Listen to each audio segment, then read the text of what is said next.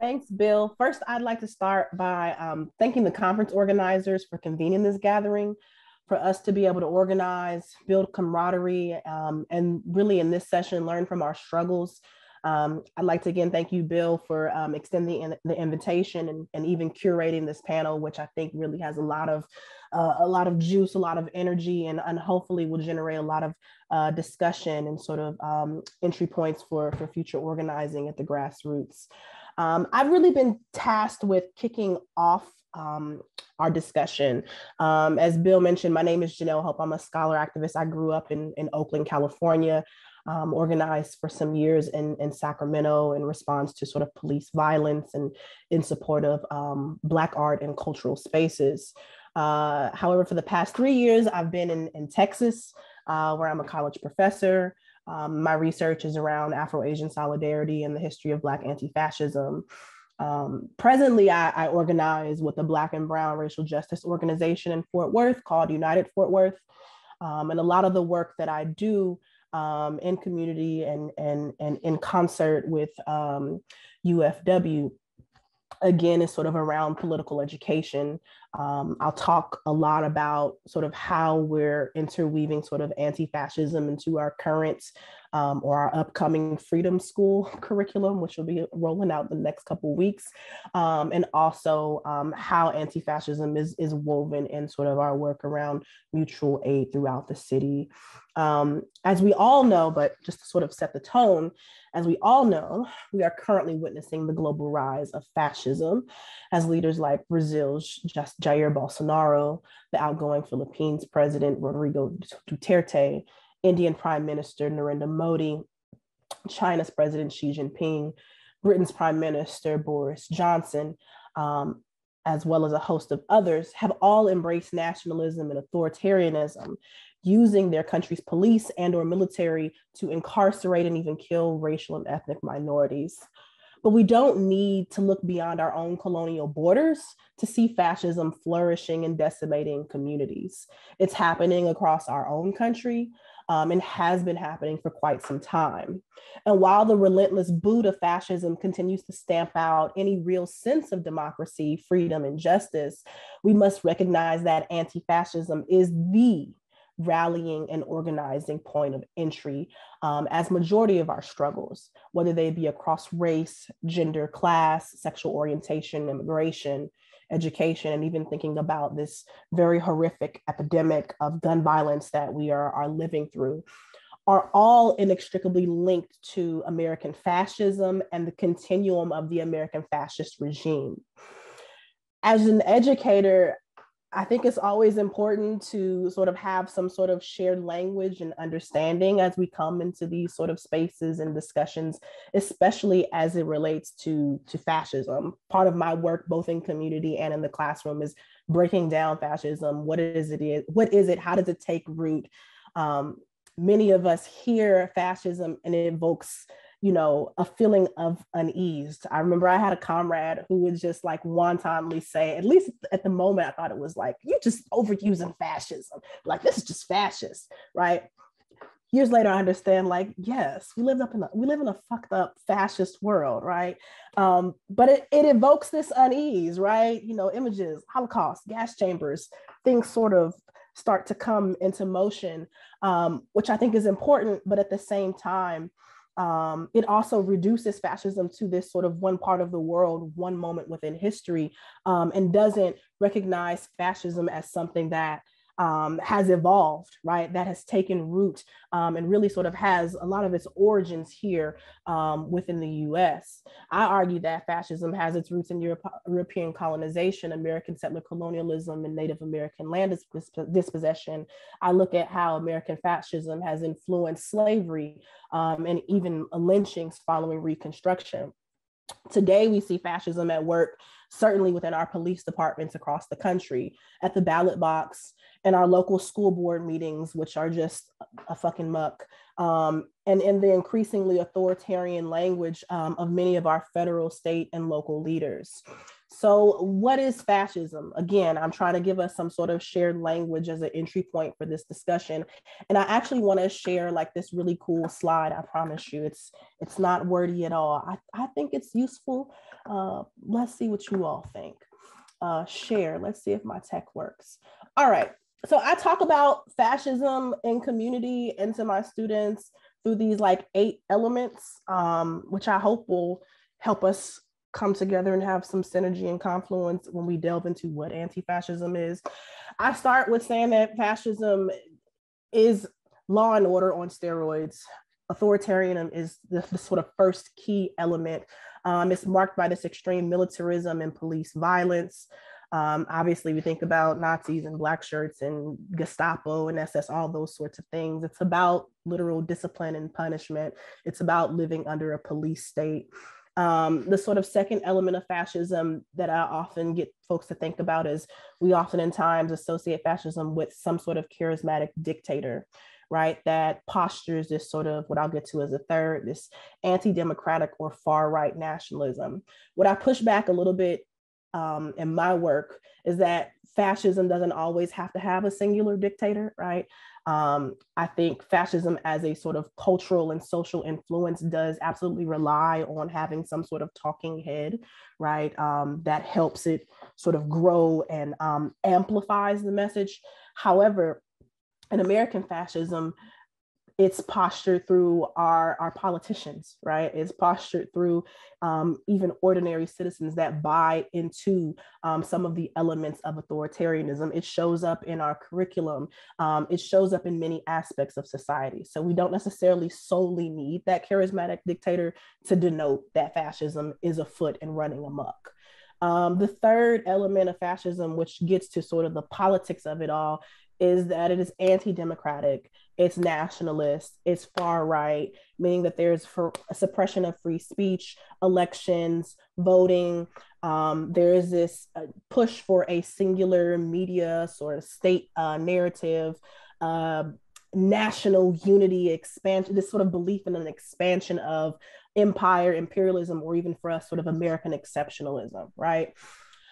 A key part for understanding sort of how race and fascism are very much interconnected is that fascism is built upon the law, right? Fascism relies on the strength of the law to carry out the anti-democratic practices.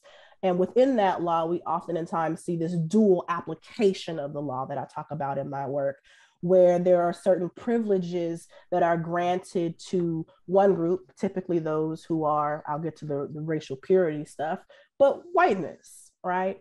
While those same protections and privileges are not granted to others, right? And in fact, the law is written and wielded in a very punitive way towards those who don't fit this sort of understanding of what race making under a sort of this fascist regime will look like, right? We typically talk about Aryan, Nordic, those sorts of things, and thinking about race and sort of fascist law in Europe. Fascism is fueled by racial capitalism, right? And that the landowners and the elites and all those folks that own the means of production oftentimes support the dictators. We can talk about our own oligarchs here and how they support and uplift the American fascist regime that exists here. Racial purity and sort of white supremacy is at its core, right? Fascism is about maintaining a singular sort of racial superiority belief. It's articulated usually in some sort of manifesto that is then codified in law. Obviously, over the last 2-3 weeks, we've been seeing lots on great replacement theory that again is sort of echoing that, again, this is a major element of fascism that we are continuing to see revealed over and over and over within our country. Genocide, ethnic cleansing is one that we see, right, in different forms. Sometimes it's very much overt. Other times it's more covert and sinister in thinking about histories of lynchings and mass incarceration in this country. But we recognize that these are all sort of strategies that have an endpoint of dramatically reducing the living masses of folks who are on the racial and ethnic margins. And finally, fascism at its root is a sexist and hypermasculine project. You cannot talk about racial purity and white supremacy without instituting policies that are aimed at controlling birthing people's bodies, historically and particularly women's bodies, right? You cannot talk about racial purity without talking about the current abortion movement, discussions on Roe. So I like to use this slide just to be able to give us some sort of shared language of how you identify fascism. What does it look like, right? Sometimes you'll have all these pieces, sometimes you'll have a few. But I'm going to stop sharing from here and continue with my talk. 5 minutes, Jeanelle. Thank you. So this is how fascism works. These are the ingredients.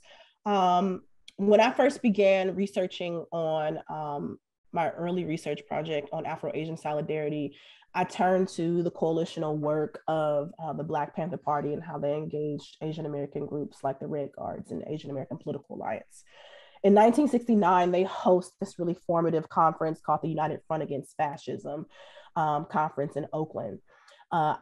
They identify fascism as the main binding thread that was needed to organize in response to all of the sort of issues that they were experiencing on the ground. They would later create these national committees to combat fascism, the sort of, I guess, multiracial Black Panther Party chapters that focused more on mutual aid, survival, and community response work, right? Because that was the anti-fascist work that they saw was necessary, right? So not just feeding folks, but also supporting tenants and those that needed healthcare and were being preyed upon by slumlords and medical facilities. They saw how racial capitalism, again, through healthcare and through like housing rights was fueling fascism. These are the types of connections and discussions that I try to impart within my own community when it comes to understanding the totality of fascism and why anti-fascism must be a multiracial solidarity project. Anti-fascism is labor organizing, it is mutual aid work, it is abolitionist, it can be anarchist, it is art and cultural. There are art and cultural sort of anti-fascist strategies I talk about. It's within EJ work, right? It takes many forms, right? So that's how, as a sort of political educator and a classroom educator, I talk about fascism, right? I'm currently preparing for our community freedom school, which will be taking place in the next 2 weeks. Very much modeled in the spirit of the student nonviolent coordinating committees. And we're launching what we're calling sort of a series of experiential community-based modules that provide our community, primarily the North Side and Polytechnic communities in Fort Worth, with political education, foregrounding how to understand what fascism is, but also how to be anti-fascist in a very like intercommunal sense. So part of it is we cover and talk about movement history in our modules, right? We foreground our own community struggles.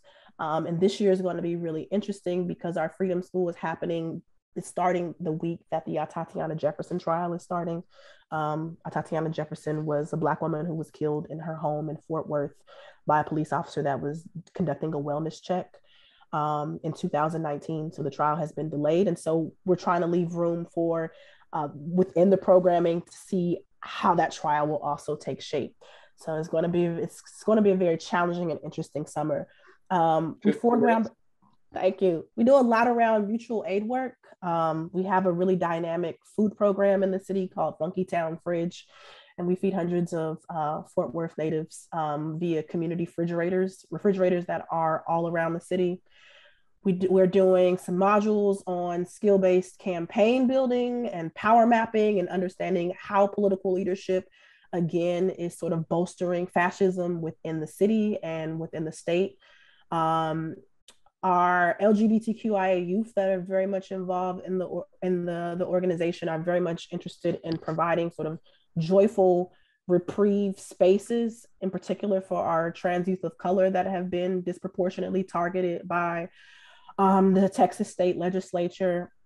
And another sort of module that if I had time, I would talk through a little bit more is some of the EJ work that we've been doing and doing these sort of field trips to, well, not even field trips because they're in our backyard.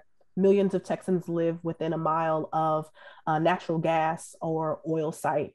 And so teaching folks how to do citizen science work in terms of soil data and air pollution collection to be able to advocate for safer and better communities and how to clean those contaminated sites is all, these are anti-fascist projects. We frame them as that. Reframe the work as that. And I think it's important because it instills an understanding of how fascism really is the root of many of the evils that we see unfolding within our city and our state and our nation. I'm going to stop there because I'm sure I'm going to go over time. But if you have questions, I look forward to them during our Q&A. Fighting ICE is fighting fascism. Yes. All right. Thanks so much, Jeanelle. We'll hand it over to Charisse. Good afternoon, everybody. So Bill graciously introduced me as an organizer.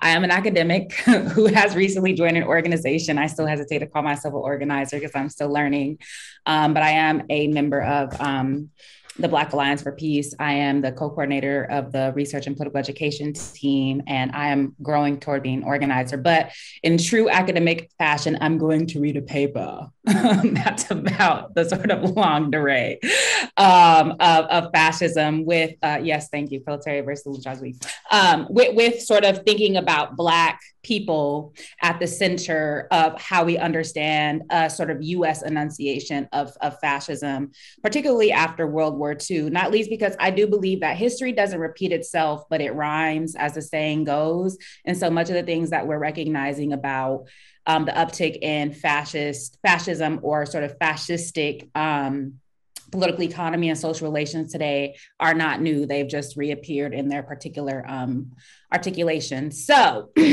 on January 6, 2021, a mob of white supremacists, white nationalists, and neo-Nazi elements, including the Oath Keepers, Three Percenters, Proud Boys, and Boogaloo Boys, stormed the Capitol in an attempt to undermine the 2020 election results and the transfer of power from Trump to Biden.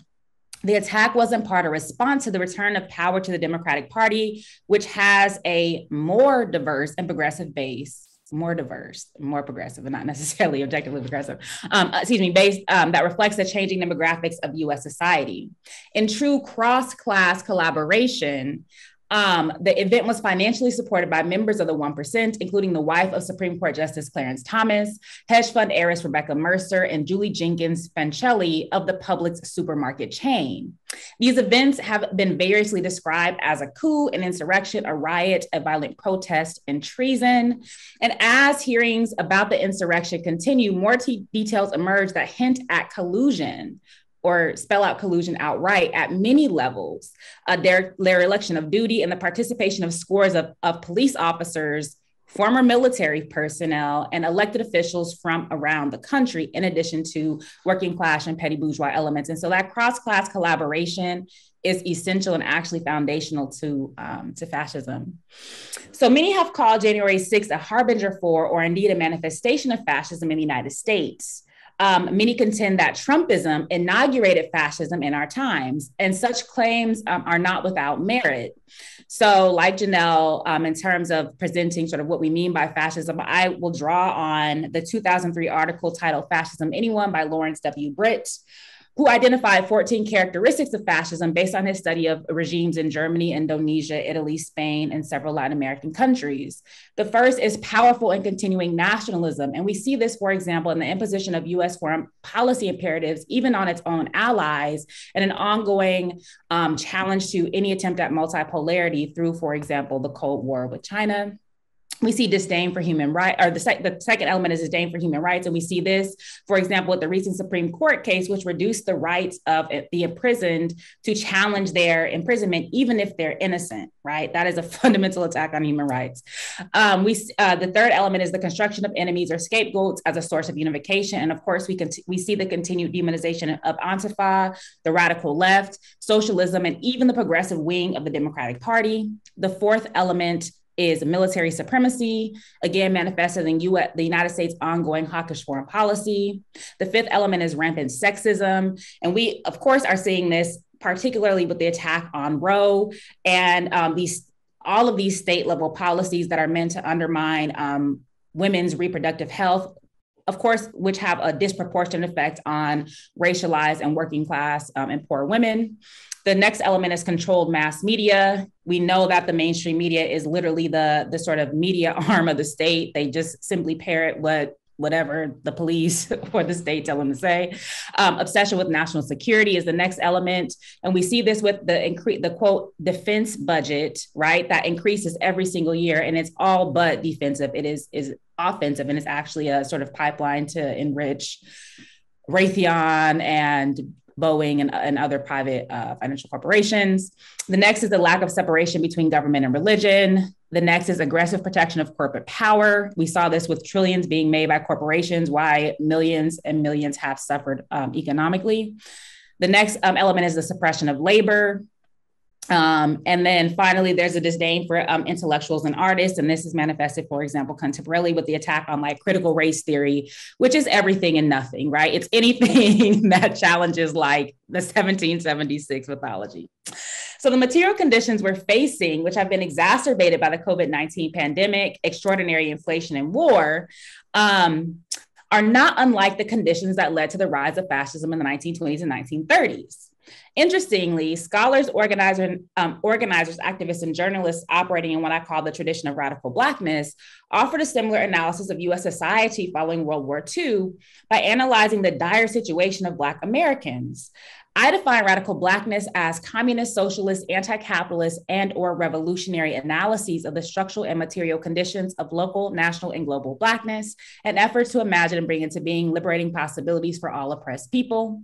It centers critical political economy analysis, attends to intraracial class conflict and antagonism, theorizes the international character of Blackness as a special condition of surplus value extraction, and strives for the eradication of capitalist exploitation.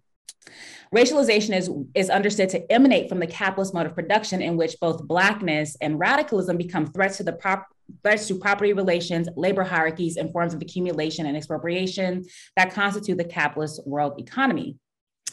Informed by and engaged with real world struggles, radical Blackness encompasses African descendants' multivalent and persistent anti-systemic and counter-hegemonic challenges to political economies and legitimating discourses that sustain racialized and gendered exploitation, exclusion, dispossession, and class-based domination. It is often routed through or enunciated from within the United States, given the latter's importance to the development of the capitalist world economy since the 17th century, its rise to global hegemony after World War II, and histories of anti-Black racial oppression and terror rooted in capitalist imperialism. As such, radical Blackness has variously been targeted by US authorities as extremism, authoritarianism, and terrorism to rationalize the use of extraordinary force, violence, and exclusion. So in the petition, we charge genocide, the historic petition to the United Nations for relief from a crime of the United States government against the Negro people. It is a long name. William L. Patterson and the Civil Rights Congress conveyed that the threat of fascism in the United States in the aftermath of the Second World War was all too real. And one of its striking features was the spike in violence against Black people. The charge of genocide was meant to save bourgeois democracy from the capitalist machinations, which might well lead to fascism. And they said that this should be a matter of concern to all who were conscious of the evils of racism, and that these were among the foremost roots of capitalism. As World War II gave way to the Cold War, the United States consolidated its global hegemony with policies and practices that were eerily reminiscent of what they call Hitlerism. In the US case, however, as had been the reality historically, the target was those of African descent. Likewise, when collaboration with the Soviet Union against the Axis powers quickly descended into confrontation, communism and adjacent forms of radicalism became primary targets of US foreign and domestic policy. Such anti-radicalism was meant to terrorize African Americans, attenuate the gains made by labor, and control forms of militancy that after 1945 were construed by all three branches of government of the US government as foreign inspired and threatening to the stability and security of the United States. As we charge genocide will argue, the rise of US fascism could be gleaned in the interconnection of genocide against Black people in the United States and US imperialism abroad. As such, the curtailment of the former was the key to ending the latter. Additionally, these thinkers in the early Cold War sensed the threat of fascism in the increasingly draconian anti-communist policies adopted by the US government. Domestic subversion was targeted by an anti-radical state apparatus that comprised a network of government organizations, including the State Department and the Federal Bureau of Investigation, the Justice Department, congressional committees, including the House Committee on American Activities, instrumentalities like the Attorney General's list of subversive organizations, and key Supreme Court decisions like Dennis v. United States, which was decided in 1951. So all of that to say, all three branches of government are foundational to US fascism. 5 minutes, Bill? Got it. I saw you. Okay, perfect. And so it's not only all three branches of government, but it's also, there's all of these different apparatuses that work together to sort of codify fascism in the law and in policy and practice. And so there are a number of pieces of legislation that are integral to this, including the 1938 Foreign Agents Registration Act, the 1939 Hatch Act, the 1940 Voorhees Act, the Alien Registration Act of 1940, the Taft-Hartley Act of 1947, and a whole bunch of executive orders. I'm not going to go through all of these in the interest of time, but these entities, among others, work together to construct discourses of un-Americanist subversion and threat to national security. At the top of the list were those who needed to be rooted out, or excuse me, at the top of the list of those who needed to be rooted out were the communists and their sympathizers, which was a broad designation that included anyone who disagreed with or criticized the US government's Cold War politics, including peace activists, civil rights leaders, dissident artists, and progressive labor organizers of all types. US communists and fellow travelers, especially those of African descent and foreign origin, were particularly sensitive to attacks on their freedom of speech, press, and association by the anti-radical state apparatus, which they interpreted as the first step towards fascism on their own shores. Black Chicago Communist Party leader Claude Lightfoot, for example, noted the negative trifecta that arose after World War II, which was the Cold War, the escalation of a fascist danger at home, and the violent return of the lynch mob. He said, quote, "The nation had not experienced a period like this since the days of the Alien and Sedition laws," end quote. Of particular concern regarding the rise of fascism was a provision of the McCarran Act that gave the president the right during a national emergency to take control of all institutions of government and put people in jail without trial. And by the way, that aspect of the McCarran Act has never been overturned. So in the declaration of a national emergency, we can all be like put in concentration camps if you have a security index card. Anyway, the Black radical poet Langston Hughes has similar misgivings about the Smith Act. Regarding the June 20th, 1948 indictment of 11 CPUSA leaders, he noted, quote, "First, Hitler locked up the communists. The Jews were number 2. In America, the Negroes are number 2 on history's list. If the 12 communists are sent to jail, in a little while, they will send Negroes to jail simply for being Negroes and to concentration camps just for being colored," end quote. From a prison cell in Terre Haute, Indiana, the former New York City councilman and Black communist paragon Benjamin J. Davis Jr. correspondingly argued that impending fascism in the United States was most manifest in the oppression of Black people. He said, toward the end of World War II, the pro-fascist Negro-hating forces, which have been held in check during the war, began to break loose. The first section of the population to feel the rigors of reaction was, of course, the Negro people. They were forcibly reminded that the Negro was still the victim of a system of national oppression and segregation. American imperialism had not changed its spots. I have this whole part about Claudia Jones, but essentially she makes a similar argument about how the reactionary elements of monopoly capitalism came together with big business and the elements of anti-Black racial oppression to buttress imperialism and to sort of portend this rise of fascism. 2 minutes, Cherise. Okay. So a particularly pernicious event that happened in the post-World War II moment that immediately came to mind as the events of January 6, 2020 were unfolding, 2021 were unfolding, is the Peekskill riots. This terrible event took place on August 27, 1949, at this concert that the Harlem chapter of the Civil Rights Congress organized, at which essentially Paul Robeson was scheduled to sing. They were attacked by this vicious mob of police officers, white supremacists, and some government officials. Not to be deterred, they met again the next week on September 4th, 1949. They were again attacked. Over 200 people were injured, and over 900 police officers on the scene sided with, aided, and encouraged that attack. The governor of New York, Thomas Dewey, went on to blame the riot not on the white supremacists, but on a communist plot. And interestingly, I don't know if you all remember, right after January 6th happened, some of the Congress people were trying to say that it was Antifa that had infiltrated this mob, right? So again, the communists, the radicals, the left-wing people often become the scapegoat.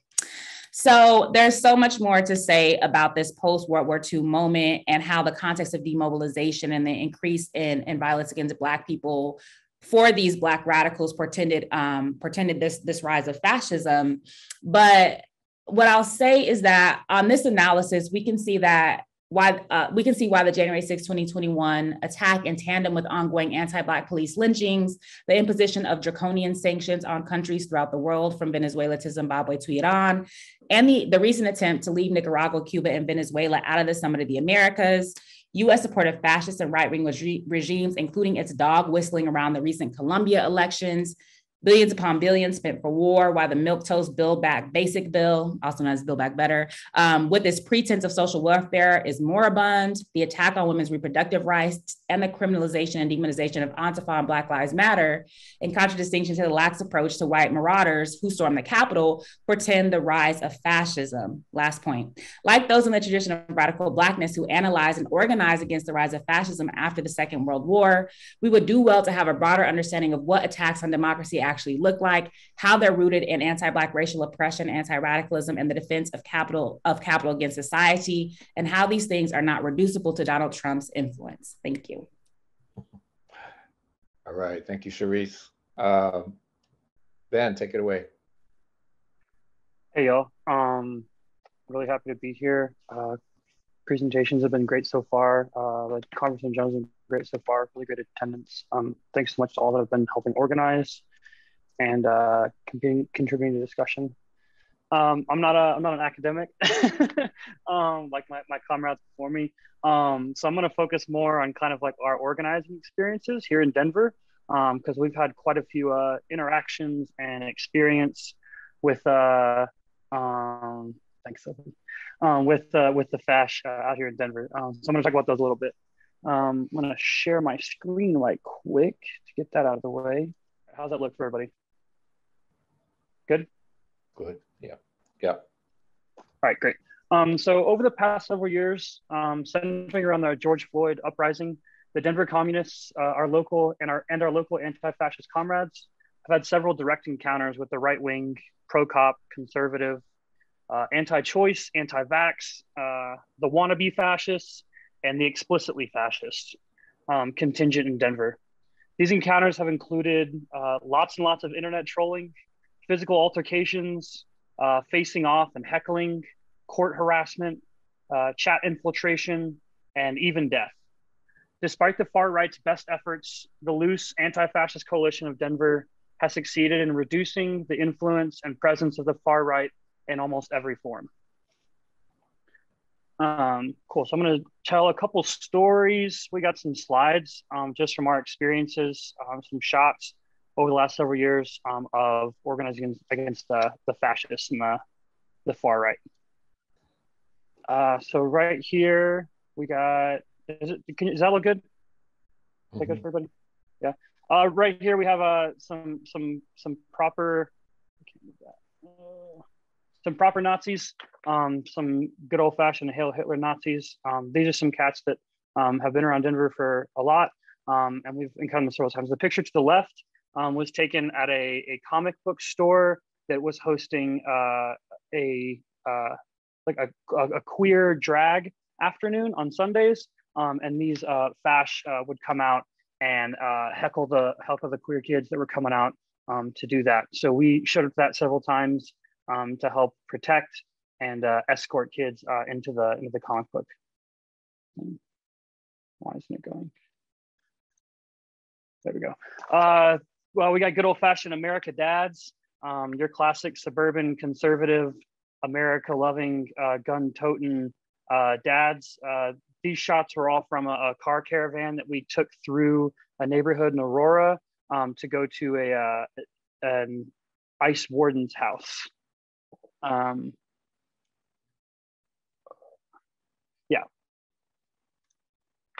We got the classic like anti-vax, Anon and homophobes. Some Boogaloo Boys, the Proud Boys are mixed in there. Lots of anti-vaxxers. That whole kind of like group of people. The alt-right incel provocateurs. This is a guy who was around a lot a couple of years ago who used to dox and take pictures of leftists and activists. The doxing honestly resulted in virtually no consequence to any leftists after like the kind of initial panic that your picture and personal information could be shared on far right networks and stuff like that. Several of our members were doxed and no real consequences ever came of that besides just like the kind of the freakiness. There's the frat gang Fash, the Proud Boys. These guys would show up a lot with this kind of like yellow looking gear. And the picture on the left is when they showed up to a court date for one of our comrades who had gotten a charge. And of course, court dates are all public public information. Everybody can see it. And so they would use that opportunity to show up and harass us. And so we, of course, would organize court support systems to have our members and other comrades show up and help protect and keep people safe. There's the Patriot Militia Fash. This tattoo on his left hand is a 3%er tattoo. This specific picture was actually taken of a cop who had a couple years earlier had murdered Paul Castaway, who's a Lakota man here in Denver, and whose family we've done a lot of organizing with over the years, trying to bring justice to his family, but also just raising awareness about indigenous murders by the police.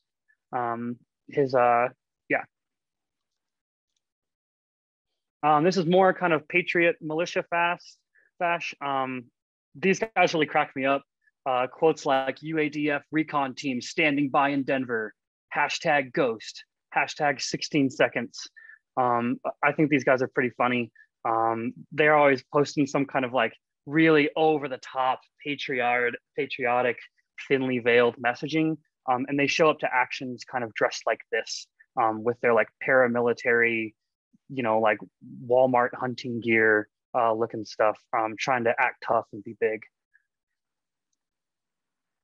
And then this is another one, the Colorado Unorganized Constitutional Militia, pronounced CUCM.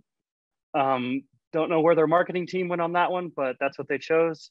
And this was a document that was some of their rules of engagement that we had gotten through one of our comrades infiltrated one of their like secure chats.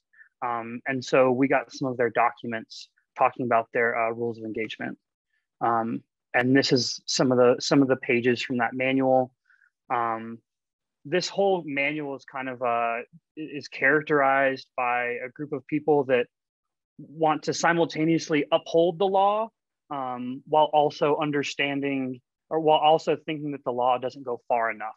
So they're kind of caught in this like brown shirt position of wanting to help out law enforcement and support the boys in blue, while also being enraged that oppressed people everywhere are standing up to police oppression and to fascism everywhere. This is more from that. They have like a little gear list. They have listed here zip ties and at least $20 in cash. A couple ripped up t-shirts for gags and blindfolds. So they're trying to like kind of kidnap leftist activists, BLM and anti-fascist activists. We are seeing our republic under attack from Marxists that aim to destroy everything we have ever built in the last 2.5 centuries. We can't let her succumb to Marxism and anarchy. These are the kind of like over the top, like real melodramatic kind of like appeals that characterize a lot of these fascist publications. There's your regular old biker racists, kind of a classic group. A lot of them veterans, a lot of them that kind of thing. This guy on the right right here will be featured in a couple of slides later, in a story later. The bikers against radical Islam. I'm not sure when this picture was taken, but they showed up to an action that was the coalition to close the concentration camp. They showed up to an action for like 20 of them a couple years back, and really didn't do much besides kind of stand around the whole time. But yeah, they're kind of around in Denver. And then we've had several kind of like face-offs with these like kind of militia-looking fascist types. You can kind of see the like military regalia that they have on. This was a relatively early night during the George Floyd uprising, when this group of, I think there was like maybe 20 or 30 of them, kind of came up behind a protest and started like shining flashlights on us and yelling things. And so a couple of the George Floyd protesters kind of turned around and confronted them, and ended up backing them way down several blocks down, until the cops finally came and kind of saved them, and then we took off. And then this is the second face-off. This is later during the George Floyd rebellion. I think this is at the police station.